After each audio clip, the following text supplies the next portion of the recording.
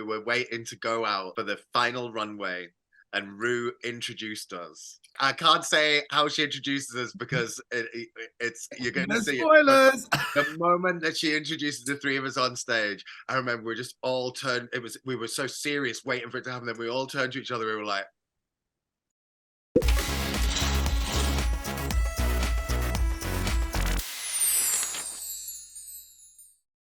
Hiya, Bab, and welcome to the final Drag Race Yearbook of the season. I'm Yshee Black, and today I'm joined by 3 drag queens of the Geordie apocalypse. Yes, it is Ginger Johnson, Michael Marouli, and Tomara Thomas. Hiya! Hey, girly. Yeah, right, let's do a quick check-in with all of you before the absolute madness begins. Tamara, how are you feeling now? It's finale week, babes. Babes, I'm so excited. I'm proud. I'm proud of all the girls. We smashed it. Bring on the finale, honey. Hey, that's what we'd like to hear. Michael, how does it feel to be like the top 3 on RuPaul's Drag Race UK? It is wild, beyond my wildest dreams, and I'm just so pleased. I'm with these girls and the Northeast. We are smashing it. We're representing the 3 Geordies of the apocalypse. I think I'm going to have to steal that. Oh, yeah. It's all yours, darling. Don't worry. I'll invoice you later. And Johnson, can you believe you're in the final, babes? No, and I don't think many other people can either, but that's just the breaks, isn't it, sometimes? That it is, darling. But you're here. And I'm here. I haven't finished my hair and I haven't finished my dress for the finale, so that's 2 things that are pressing on my mind. And I'm here all the same. But don't worry. You'll be able to do it. Of course, it's you, babes. It's you. Yeah. Just put a couple of staples in it, I'll be fine. Got glue and hope. Right, girls, let's get into it, darling. Today, we're going to have a kiki about your time on Drag Race UK, and we're also going to be asking you to nominate your fellow queens in our juicy yearbook categories. But there's only one rule, darlings. You can't nominate yourself. Got it? Got it. Good. Our first category will be very, very easy. We'll ease you in. And it is the biggest drama queen. Michael, I'll go to you first. Who is the biggest drama queen of the season and what was their most dramatic moment? I'm going to have to give this to Miss Vicki Vivacious and mirror message to end all mirror messages. I mean, come on. Love most of you. Gagged, absolutely gagged. I was like, well, I low-key expected it of Vicki anyway. So Tamara, who's your drama queen and why? Babes, I'm going to have to say Miss Vicki yet again, but for a different moment of last episode when we were in Untucked, when she came guns blazing at DD. I couldn't cope. I was speechless once in my little gay life. And that never happened, darling. Never, bitch. I thought she was going to go for Banksie, but obviously not. Girl, no one's safe. No one's safe. No one is safe. And Ginger, what say you, darling? I'm going to choose Banksie, not only because she's the only one that actually managed to storm off the set and cause that whole drama in that process, but also Banksie was very good at being the person in the big group conversation that would go, so what about this then? She was always chucking the bombs in, you know, little Banksie grenades going off into the conversation. So that's the kind of drama I like. So I'm going to choose Banksie. Oh, absolutely. Just make good TV as our Banksie. Yeah, absolutely. Yeah. Now, it wouldn't be Drag Race without a little drama, would it, girls? Banksie was the lamb to slaughter. Vicki had it officially with DD. And then, of course, there was Tomara and Cara arguing in the workroom. Now, Tomara, what was it like watching yourself back arguing with Cara? Well, I did watch it back and I think, why the hell have I said sorry 3 times? I'm like, why am I just so nice? Honestly. No, watching it back, it was actually a hard watch, you know, it wasn't nice being in the workroom and having the full argument in the first place. When you actually love someone like that, it's not nice to watch you fight, and especially in front of the whole nation. So yeah, that was cute. But no, yeah, it wasn't cute, but we got there and we got through it. We gotta get through this. I gotta get through this. And you did, darling. Ginger and Michael, you didn't have any major dramas that we saw. What was the closest thing you came to like exploding and like really losing your rag, if any? Do you know what? I think it's because we're elderly ladies. We Yes. kind of we keep our cool of it, don't we? The only time I kind of got like annoyed or even close was when I asked Dee if I could go first in the roast, and she went, "Michael, would you want to go last?" And I was like, "Well," I kind of just went, "This is me kicking off." I went, "Okay." That was it. That was it. Ginger, yourself? I think, well, what I didn't think this about myself beforehand, but watching the show back, I feel like I give off a kind of energy that's like, don't try me. You know what I mean? Not in an aggressive way, just in a way like, we're not getting anywhere with this. I'm not fighting with anybody. I'm too busy. Too busy with badges to be having a fight. It's like the really nice mom who just like, but you know, if you like get them cross, it's gonna really hop off. So you don't even bother. You don't even try. You just like, carry on. Yeah, very that. I can see that, Ginger. Our next category is Shadiest Queen. Tamara, I'll let you go first for this one, my angel. Who was the shadiest queen on set, and what was their shadiest moment? I would say Banksie, you know.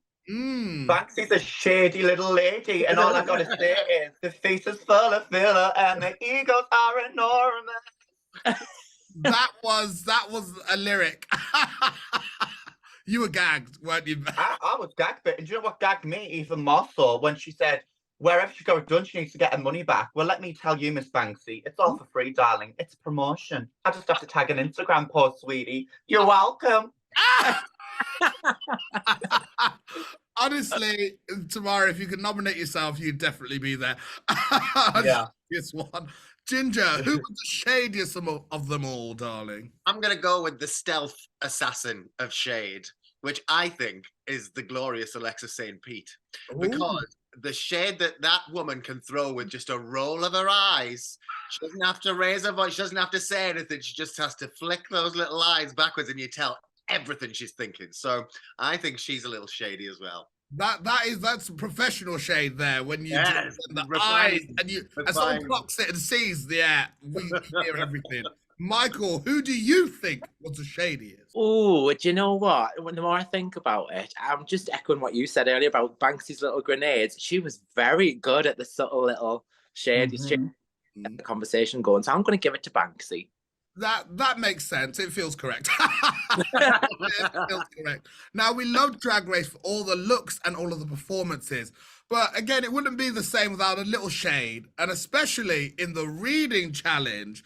Now, Ginger, you seem to have relished the reading skills and reading your sisters for filth. And I know you had a bit more in the bag. So is there anything you'd like to share with us now? I'm trying to think. What wasn't on? Oh, Vicki Vivacious is extremely proud of her connection to the armed forces that she showed, paid tribute to in her runway in week 1. And also in the Snatch Game, where she absolutely bombed. How about that? Is that all right for you? That's perfect. I wonder why they didn't show that one. I just wonder why. No idea why. Michael, you said that Kate Butch was so ugly that she had tinted windows on her incubator as a baby. Savage, speechless. Did you have any more that was as twisted as that? Oh, I did, but I don't know if they're safe to air. That's why they didn't make the cut. I had a few. Caramel looks more like sticky toffee pudding. I had a few more. I had some bad ones for Kate. Kate got it, didn't she? Bless her heart. Yeah, Kate really did. Bless her little heart. I think the only thing harder than Alexis's elimination was Kate's hairline. That was one roast. That hairline got it. Bless her. We literally went in on poor Kate. She could take a joke. She's okay. She liked it. She liked the attention. Everyone was a good sport, to be fair. Absolutely. You got to be. And Tamara, you had RuPaul in absolute hysterics during the reading challenge, but it was your confessionals that had the whole audience howling every single week. Have your confessionals got you into trouble with your sisters? No. See, I've found if you do a little shade, but then absolutely hysterical laugh at the shade at yourself, you get away with murder. With murder. And that's what you did, darling. That's what you did. And that's what I done. You're welcome. There you go. That's Tamara's top tip for you. Good luck. Good luck. Everyone wanted to get on Drag Race. If you want to be shady, just laugh at the end of it. And just laugh at yourself. Fine. Right, ladies, our next category is best look. So, Ginger, aside from your own, who had the best look of the entire season? Oh, that's hard. It's hard, but I think I'm going to give it to DeDeLicious's poofy look, which was perfect. It was absolutely spectacular. And I'd forgotten how gorgeous it was till we saw it on the episode last week. Everything about it, the fit, the shape, the fabric, the styling, all of it was absolutely gorgeous. I'd wear it in a heartbeat. Oh, absolutely. She looks stunning. She's a fashion queen. She's absolutely fabulous. I love Dee Dee's look. I know. And she's so young as well, these kids. I know, it's disgusting. How dare they so talented at the age of 7.5. Get it. What do you think, Michael? Who had the best looks? One of my favorite looks was Cara's look. The one with all the beads. It was the Bang London, and she had the kind of white hair. Oh my God, absolutely stunning. And in person, just the detail on it, she looked gorgeous. But she moved when she was doing the lip sync, incredible. And did you see the igloo as well, the actual one that didn't make Drag Race? Yes. Oh my God, yes. Oh my God, insane. What was that? It was the so holiday. she has like this massive, like it was what you saw on the runway was an actual reveal. Because obviously because of the luggage allowance, she couldn't pack her actual big massive igloo. Yeah. Wow. Oh, it's on her Instagram. It's on the photos. That was insane. Phenomenal. And Tomara, who are you voting for the best look, my angel? Mine has to go to Banksie. That leopard print. Ah, that leopard print skin look. Oh, the detail with the little horse bite gold. Ah, babes, everything. Everything. I have to say, you all turned out that the runways this season, you really came in full pelt and you absolutely smashed it. So I want to say, job well done, ladies. Job well done. And it must be so nerve-wracking standing there each week in front of the judges and having your outfits and your performances critiqued each week. So I want to know, what was the best critique that you received from the judges? And it could be a compliment, constructive feedback, or perhaps something completely unexpected. And I'll start with you, Michael. I think RuPaul loved my Spice Girls runway look. And she even said, which it didn't air, but she even said, we're going to base future challenge on this look. And I was like, so that was a compliment. That'll stick with me forever. A compliment, that's high praise. High praise from mother. High praise from the mother. Ginger? I think the most useful critique that I got was in the first week. Ru said that my earrings were touching the necklace that I was wearing. I was wearing like a big necklace and big earrings. And she said that it kind of shortened me here. And something that I should try would be to wear a smaller necklace that didn't do that, which is why the eagle-eyed amongst you will have noticed I'm basically wearing the same necklace every single week because everything else that I brought was absolutely huge. But of course, she was absolutely right. As soon as I did it, it really lengthened my neck, it changed my proportions. So that's one thing that I really took on board. And I was like, because you know, if she tells you to do something, you do it because she's watching. She doesn't forget. And that's so lovely. And especially, like, I think people going into competition are always so focused on being critiqued. But actually, when you're there, they can actually give advice and they want to help you grow. So I think that's absolutely lovely. Everything they say to you tells you how to play the game. Yeah. If they tell you something's good, you should keep doing it and you should do it more. If they tell you something's not quite good, then that's even more useful because then you can be like, oh, I've got to work on this. I've got to change this, got to switch it up a little bit. Absolutely, absolutely. And Tomara? I think, well, I've got two. When Ruth said I was a star, obviously gag. And then I also remember Michelle saying it was the same episode of the Girl Group Challenge, saying it was just like watching Nicole Scherzinger. And I was like, oh. Open up my butt and say, ah. But yeah, it was just so surreal, just so crazy. And it's that what you want to hear. And I heard it. It's funny because I'm sure you tell yourself those things in your head tomorrow as well. So really, Yeah. it's a But justification. then obviously, you know, it's a lot of delusion as well, but sometimes it's correct. Oh, absolutely. I think most drag queens are delusional. I know I am. I live in my delusion. It's great. Including Dee, baby. Dee delusional. We love you, Dee. We love you, baby. The next category is class clown. Michael, who was the biggest class clown of the season and when did they make you laugh? Do you really need to ask? Yes, I do. Tomara Thomas. From the moment I clapped eyes on her on day one in the workroom, I was like, you daft, stupid bitch. Best possible way. And we literally just howled from day one. So it has to go tomorrow. Oh, absolutely. You are a character, Tomara, I'll tell you that. What about yourself, Tomara? Who would you have as class clown? I'm gonna have to say Michael. I mean, I remember the first ever day we walked in the workroom and you sat next to me. And the first thing you said, he was like, my mouth's like a sheep's fanny. What does that even mean? Babe, we're a nervous wreck. We're dry as a board. And I was just howling. And I was like, oh, listen, we're going to have a good old calm time. And the laughs just didn't stop. Just stupid, silly behaviour. I can tell. And Ginger, don't hold back, babes. Who was the biggest clown and why? I am going to choose the People's Princess, Miss Catherine Butch, because the number of jokes that fall out of that woman's face should be examined by scientists around the world.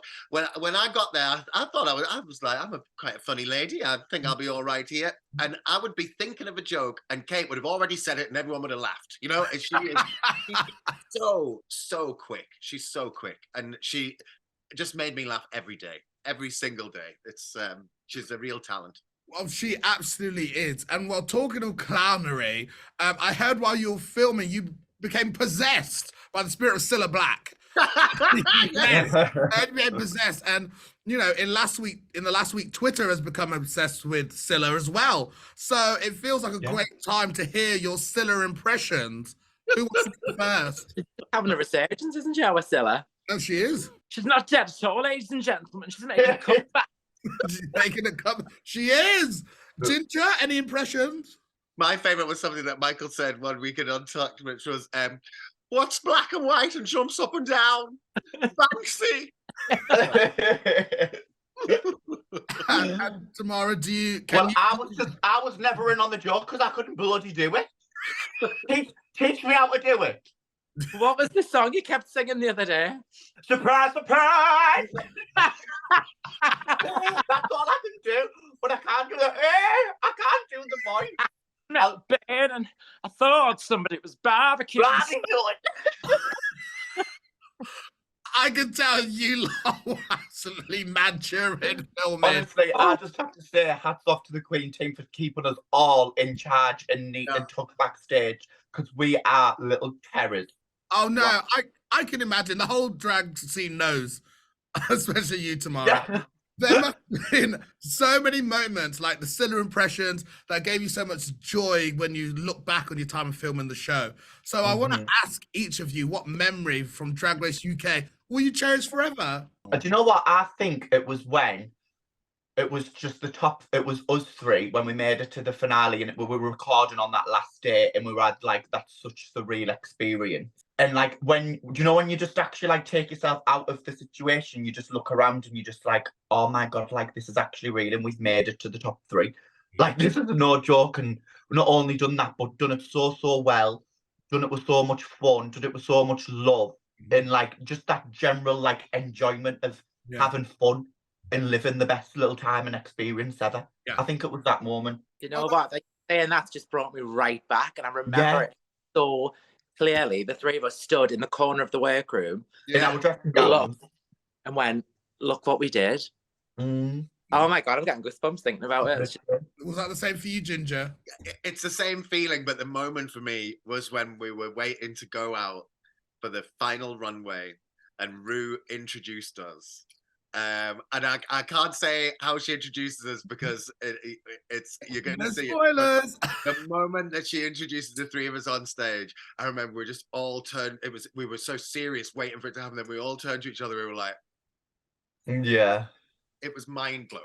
Absolutely mind-blowing. I'll never forget that. Oh, I've got goosebumps. That's amazing. Girls, you put so much effort, time, and hard work and dedication into all of this. So it's so lovely to see you get your flowers like this, and especially on national television. Okay, it's time for our final category, and it is the Pop Buzz Prom Queen. Who is your prom queen of the season and why? And I'll start with you, Tomara. Oh, now this one's a little hard one, but it does have to go to Miss Michael Marouli. Sorry, Ginger. Oh, look at you. What I just liver. But yeah, I don't know. It's just made me feel so like just a little like love and comfort, and just also reminded me to take it in and just remember where you are and have the best time. With always the best advice and just so much love. I love you, my angel. Oh, I love Oh, and I love you too, Ginger, loads and loads. Ginger. Michael. Do you know what? I'm just going to spread the love in our little trio of happiness and gorgeousness, and I'm going to crown my prom queen as Ginger Johnson. She has got the kindest, loveliest heart, and we just have such a laugh all the time, and she deserves the world. Oh, and Ginger finally. I'm sorry, Tomara, but you fucked it for yourself. I'm choosing Naomi Carter. You're choosing it? Naomi Carter. Naomi Carter is the sweetest, funniest, most adorable queen. I got really close to her while we were there, and she had so much to offer. If her body hadn't let out and meant that she couldn't, you know, because she's a wild performer as well. You know, she's really, really fabulous. Now, I love her to bits. So I'm going to choose Naomi. Absolutely. Well, girls, because this is a yearbook, we're going to need a yearbook quote. So it can be absolutely anything, just something to remember you by. Ginger, we'll go to you first. What's your quote going to be, darling? That toilet's fixed. I'm going to say that. Amber Chaotic. Tamara?